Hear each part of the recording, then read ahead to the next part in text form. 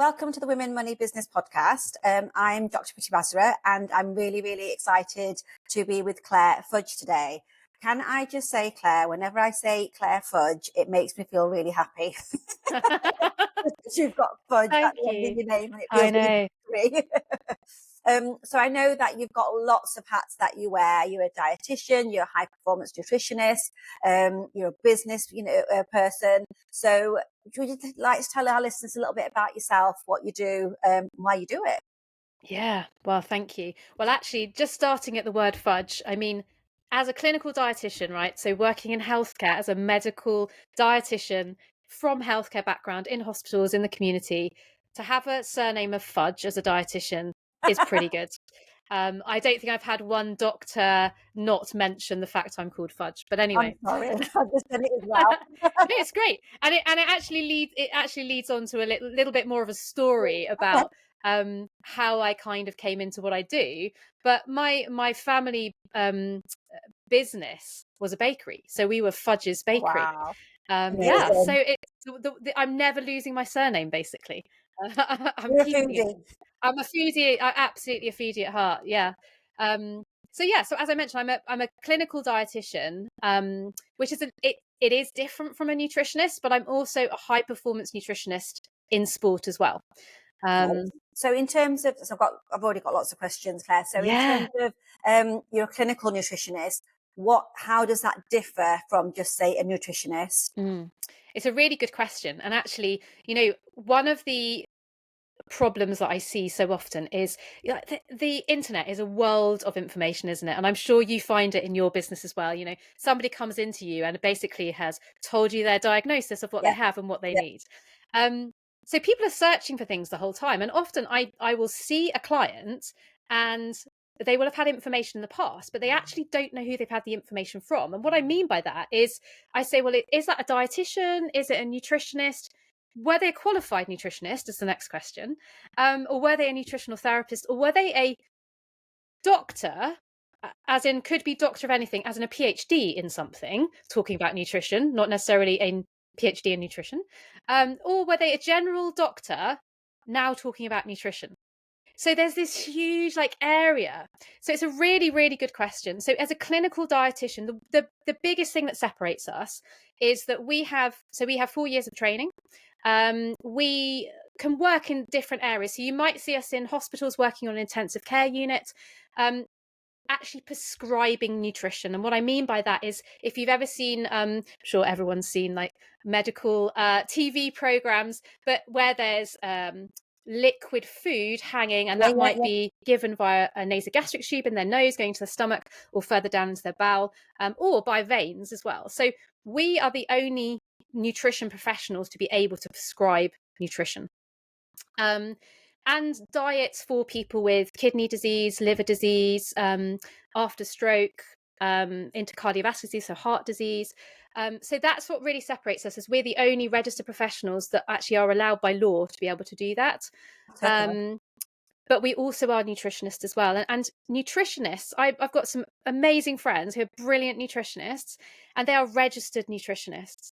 And the problem is, and they've been fighting for a long time to get a really protected title. So as a dietitian, we're regulated by a professions council, a healthcare professions council. And that means that we have to work to standards. We can't say something that isn't true, or we could, but we'd be struck off. So we are held to account for everything, as I'm sure you are in your profession, right? Yeah, absolutely. The regulations that we have to stick to, which means that anybody that comes to see you, that comes to see me, they know that we are sticking to those laws and those regulations. Yeah, so you're not just basically thinking, well, this month everyone's going on about matcha, so I'm going to tell you to have matcha. It's more sort of a prescribed, like you say, regulated way of doing it, that there's a method to it that's scientifically and clinically backed. Is that what you would say? Absolutely. Yeah, it's evidence-based. And, one of the things I always talk about is, I never say, if somebody says I'm intolerant to something, I never say, well, that's ridiculous, because there's no evidence for that, right? You're talking rubbish. I really got kind of like really get down to the deeper details of like, okay, why is it you say that? Because it comes from somewhere, and it can come from what they've read or what they're truly feeling. And it doesn't mean to say they're wrong. Now, sometimes, as you may agree, like sometimes there isn't the evidence, but it doesn't mean to say It doesn't. it isn't happening. Yeah, absolutely. So with nutritionists, there are some nutritionists and many nutritionists that are regulated. They're regulated by a registration. There's a couple of different registrations in the UK, and actually, I'm regulated by that also from a sports perspective. Okay. But honestly, Preeti, today, you could say you're a nutritionist. Oh, great. So yeah. So on my list, yep. Yeah, exactly. I'll have that one as well. Just because you haven't got enough other businesses and things going on, so just take something else on. Stick that in, yeah. Because it's interesting you say that, because I do have an aesthetics clinic. In that, in there's so much link between, as you probably know, your nutrition and your skin conditions, and I'm very reluctant to sort of give any advice, because I do feel like I'm not a nutritionist, but I do know some studies that will say if you have this, and this, there's certain probiotics that you have are really good for your skin. If you're, if you're having some certain part of things in your diet, maybe cut these things out. So I think you have, like you say, you have that generic knowledge sometimes in a specialist field, but then that doesn't make you a nutritionist. And I think sometimes people are, like you say, kind of vet the source of who's actually told you that. And I think, like in that sector of my life, or one of my businesses, there's a big thing about collagen. But then I don't know, like, I know collagen to the level that I'm told by the reps or the research that I've done, but I don't know the whole sort of science and the, what actually happens in your body to absorb that collagen. So I think it is very key that you say you should be very mindful at who you're getting that advice from. And like, if you're a regulated professional, you have to be advising them of the correct thing, because you're held accountable. Absolutely.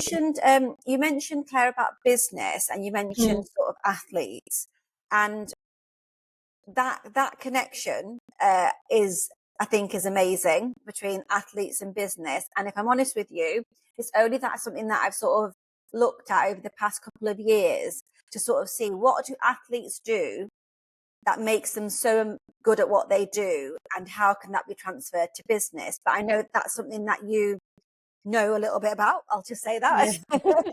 Yeah. How did you sort of go from dietitian, nutrition, to working with athletes, to then sort of bringing that into business? Yeah, so I guess I worked for so many years, actually, as a consultant through the NHS, as in consultancy, and I loved working with people, and I loved really, like, truly being able to sort of help people. And I was at a time in my life where, like, having grown up around food, right? So I talked about the bakery. We had a family bakery. Like, I would wake up in the morning and I could smell bread being baked. Oh, I mean, amazing. take that picture. Yeah, exactly. And it was lovely, but I never really fully appreciated that point. We would go to country shows where we would have a stand, and we'd be selling all the, this kind of local produce. And and it was just so quality of food. Like, we were around quality local producers the whole time. So I really had that love and understanding, without realizing at the time, of quality. And actually, I'll come on to why quality is so important, because it's not just about the food we eat. It's actually, what kind of quality is that food that we eat, and why does it need to be higher quality, and understanding quality, absorption rates, all of those different factors into actually choosing what we eat. And so I was doing some consultancy, and I was moving across all sorts of areas of the UK. And I don't know if you know the Yorkshire Dales, but I lived in the Yorkshire Dales for about 6 years, in, like, coming from sleepy kind of Dorset town, like near the seaside. I was now, like, in these massive, like, awesome hills. I mean, if you got on a bike and cycled, honestly, you wouldn't come back for hours and hours, because there's nowhere to turn. Like, you have to go up over a massive hill to get the other side, right? So I was in this place where I loved what I did, but I felt really restrained is probably the right word, like frustrated that I saw so many people that were coming into the NHS having had strokes, a heart attack, on ITU, HTU, so high dependency units, after like really working really hard. A Right. lot of these people I spoke to, like not all of them, but this was a theme that was coming out. These business professionals, they had a life, they had wealth, they had a family, and yet they were sat in a hospital bed. Oh my gosh. Yeah. Yeah. And I sat there and I thought, What's going on? yeah, what's going on? And also now you're not going to be able to enjoy the wealth that you have built up. Like the kind of conversations that you'd have at a bedside with them. And the other thing that really made me think is that I can't support these people enough. I can't give them more than 10 minutes at a bedside or 30 minutes in a clinic. And I was frustrated. And I was out one really beautiful morning, and it was kind of just seeping into spring. And in the Dells, if you don't know, they've got like these really kind of windy roads, but they've also got really long sort of straight roads as well. And I was on this windy little road, and there were all the brick, the stone walls either side of me. And it's quite a quiet road. Like I cycle along it. And the mist was like lifting off the grass, and you could just see the kind of sunshine kind of coming through the clouds. It was one of those gorgeous days where you just felt good, like breathing fresh air into your lungs, and it was really good. And before I knew it, I was on the floor, and my ears were ringing. And I sat up really quickly, and I couldn't see anything. Actually, I couldn't see anything to start off with, and I couldn't hear anything apart from this ringing in my ears. And when I could see, having sat up, I was like, literally, what has hit me? Like, what has happened? Because there was nothing that I could see in front of me. And then gradually, I heard the sound of this lorry. And as I turned around, before I turned around, I could smell diesel. And Gosh. as I turned round, an oil tanker was behind me, and the lady had got out the oil tanker and was running towards me sobbing.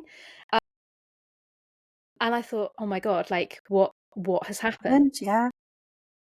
So in that moment, I was like, literally, honestly, I was like, how am I going to do the sport that I love? So at the time, it was like running, and I did a bit of cycling, a bit of adventure racing. That's the first thing I thought. I was like, how am I going to do that? Because as I looked across the road, my trainer was on the other side of the road. So I like gradually looked down towards my legs, thinking, is Oh my leg God. there? Like, because in that state of shock, you Yeah. don't. Yeah. Yeah. Luckily, it was, and I managed to stand on one leg but not the other. And from that moment onwards, when I got in the ambulance and I went to the local hospital, I really thought, God, my life is going to change because I can't do what I really, really enjoy. And that, to me, at the point was running. And I didn't think about my work as a dietitian at that time. But as the weeks went on, because I couldn't train as much, I was finding ways to like recover faster. I was like, what can I Yeah. do Yeah. to recover faster? And that's where I started to get into the world of Ironman long distance triathlon. And this is where my love of blending healthcare dietitian with being a sports nutritionist, a sports dietitian, and working in high performance Amazing. sport, Yeah. that slipped into kind of Olympic athletes, Wow. high performance, talented athletes that are in the Olympic pathways, and with age group professionals. So that's where it was born, this kind Wow. of, and sometimes that happens, doesn't it? Of course, I think sometimes when something really bad happens, you don't realise that it might be the best thing that's happened, and it can change your life Yeah, trajectory, can't it?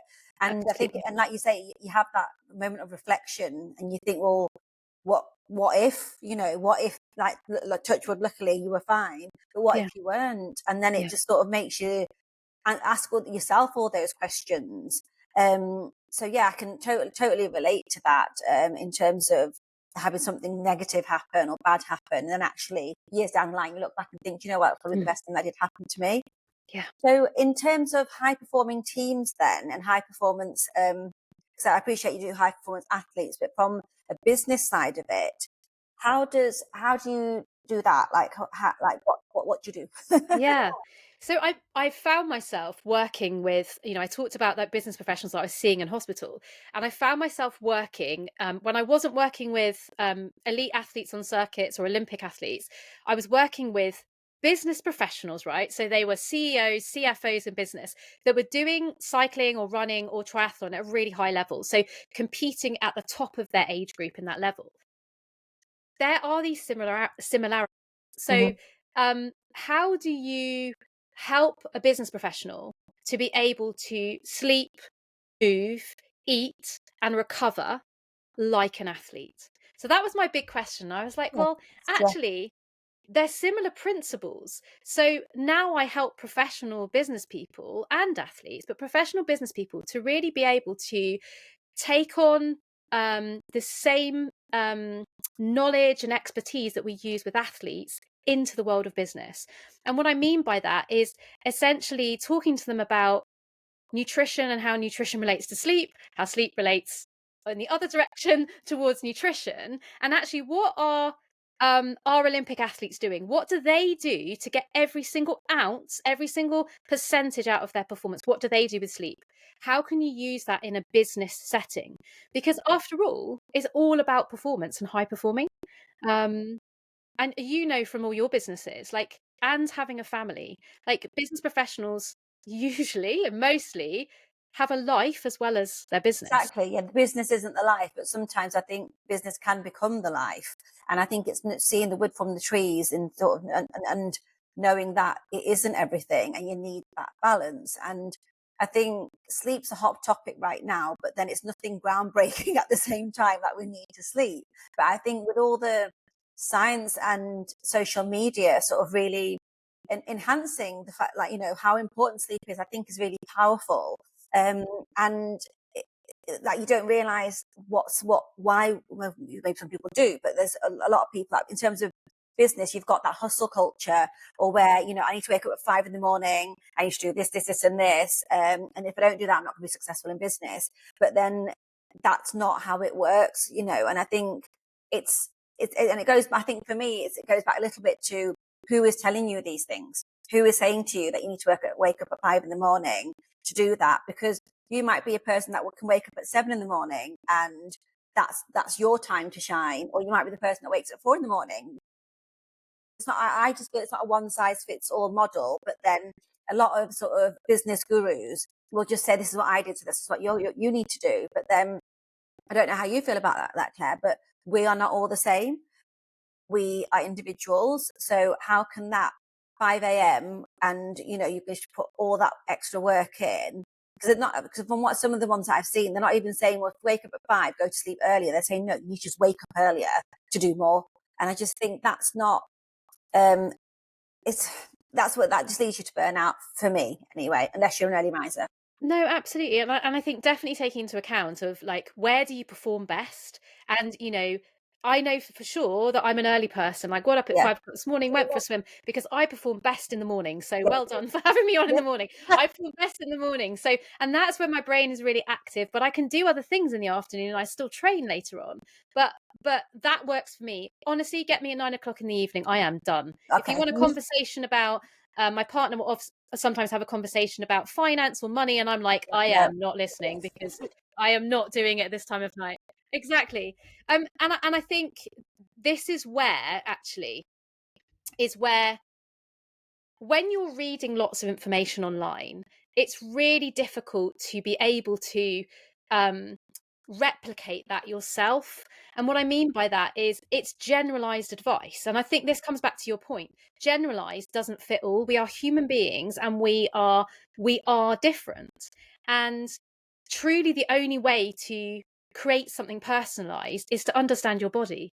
And you need to go through that process of understanding your body, understanding if you're going to collect data, what does that mean? What does it mean for me? And, why is that important? But then the next bit that is always missing, if you read a piece of information, they never have the how do you do it? How do you do it long term? Yeah. How does it work for that person? Yeah. And so absolutely sleep is important, but the top line is people are saying sleep's really important. Yeah. Full stop. But Exactly. So how? what does that mean? Yeah, How much exactly. And sleep? How much sleep? Is there best time to sleep? Is there things I can yeah, do to help me sleep? And yeah, you have all those absolutely. questions. How do you optimize it? And I was thinking actually before I came on the call, I was like, actually, I was thinking about sleep because I was actually thinking about sleep because I got up so early and did a hard swim session this morning. And I thought, where can I take a nap in the day? So talking of relating, business professionals and athletes, like if you're working from home, how do you take the time in your diary to actually optimize your performance again? Because if I want to perform later on in the day, actually, what do athletes do? Well, athletes have breaks in their day and they sleep. So Okay. a full-time professional athlete will sleep at some point during the day.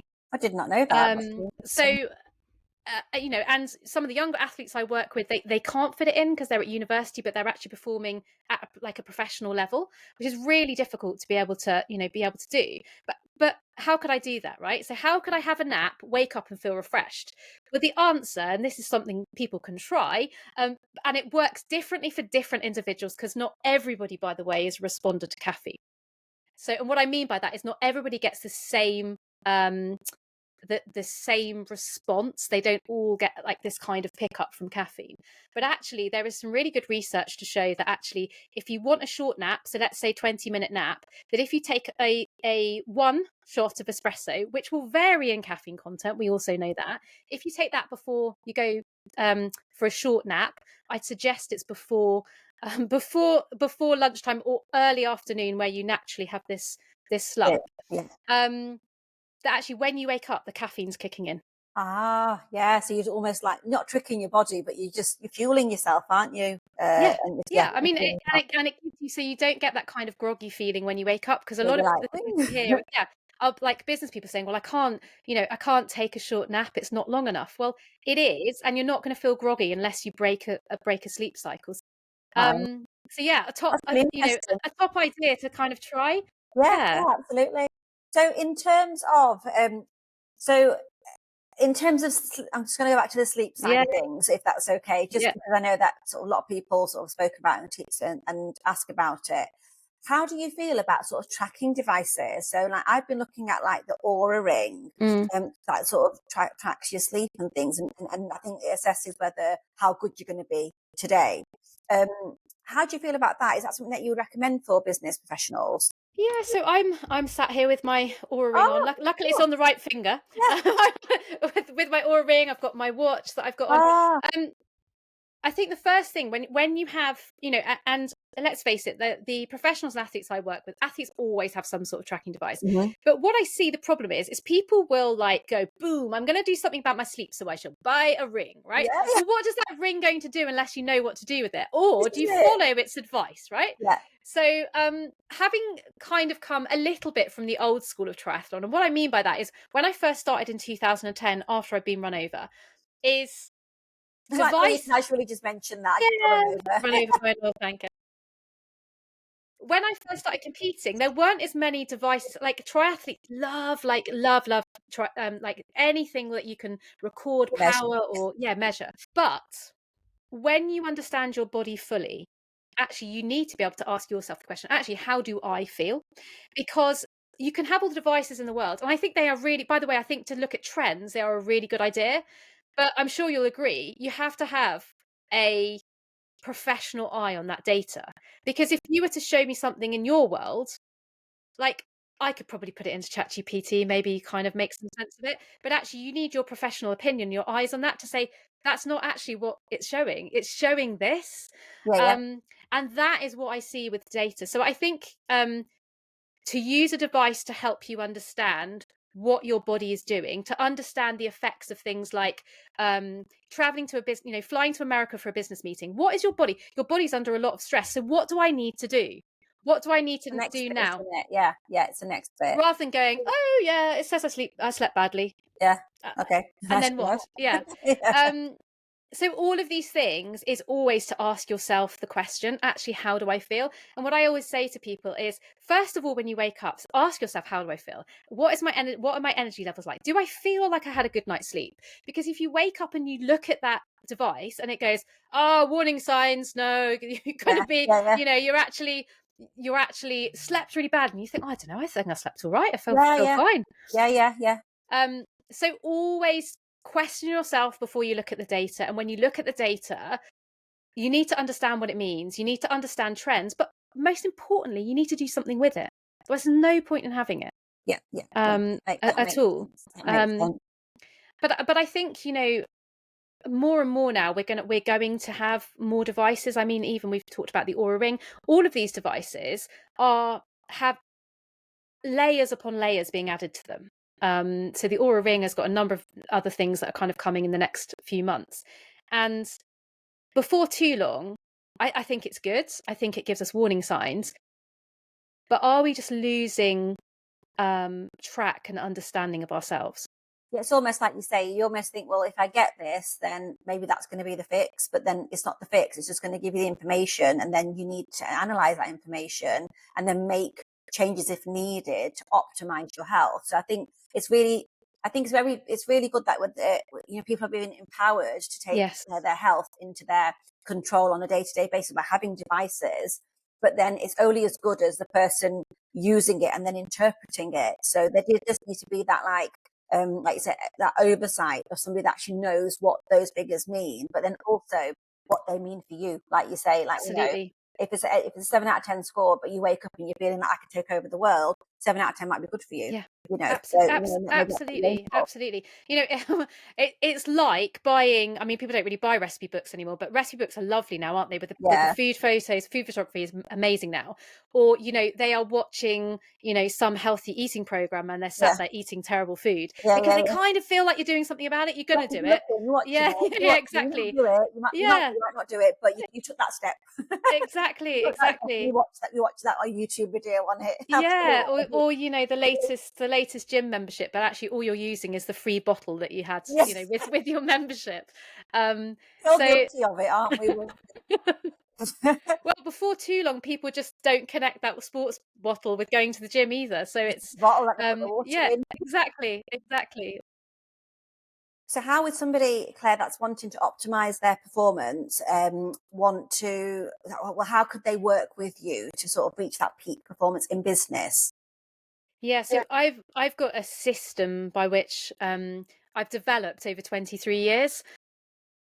So, and using that system, I take people through each step to be able to look at their data, understand what their data means. We've just been talking about that, and do something useful with it. Yeah. Be able to set really exciting, like vision focused goals, but also be accountable for it, find out what gets in your way, and then really help to build on the knowledge they already have of nutrition, because we all have a baseline knowledge, but really understanding deep down, what does that actually mean and how am I going to utilize that myself? And understanding fact from fiction, right? How do you separate that out? How do you read a paper critically or something that you look at? And then finding the 1%. What are the small marginal gains that you can make to make your diet, your life, your energy levels even better, your performance levels even better? Go out there and try it. Be able to use it, but then make small tweaks and changes, because people often never make the small tweaks and changes at all, and then they go, oh, it didn't work. So then really kind of making those changes and keep on moving forwards. And most importantly, how do you stay on track? So really having a relapse prevention plan for as a word. So how do you stay on track? What gets in your way? What enables you to stay on track? And what is going to trip you up each time? So what strategies do you need to put in place to be able to continue to progress forward and be there for performing in business, but also performing in life? In life, yeah, and that's the critical part, like you said at the beginning. Yes, there's the business, but there's also you as a business person, you as a person, and if people wanted to work with you to do that, what would be the next steps, Claire, for them to sort of? Yeah. So, well, actually, I've got a virtual event coming up soon. Oh, amazing. So, if anybody listening to you or any of your listeners would like to join me, if you reach out to me on LinkedIn, so I'm Claire Fudge on LinkedIn. If you reach out to me, I'll personally invite you to our next one, which is in a few weeks. Oh, amazing. Thank you very much. What I'll do then is I'll pop all your connection links in the show notes so people can sort of get to you. I mean, obviously we've just had a really short snippet of what you do, and I think it's phenomenal. But I think the main takeaways for me today is that if you're going to measure things, know how to interpret them. And if you don't know how to interpret them, work with somebody that can interpret them for you. And then secondly, that you are a business person, but you're also a person as well, and sort of finding that balance, because what are we doing it all for? We're doing it for our personal lives, but then what if our lives are lost in the process, and what's the point? So thank you so much for everything that you've shared today, Claire. It's been really, really amazing talking to you and listening to the similarities between peak performance athletes and then peak performance in business, because they are so closely related. I think we can learn a lot from sports and performance. So thank you so much for coming on today. And yep, so I'll see you guys on the next one. See you later. Bye.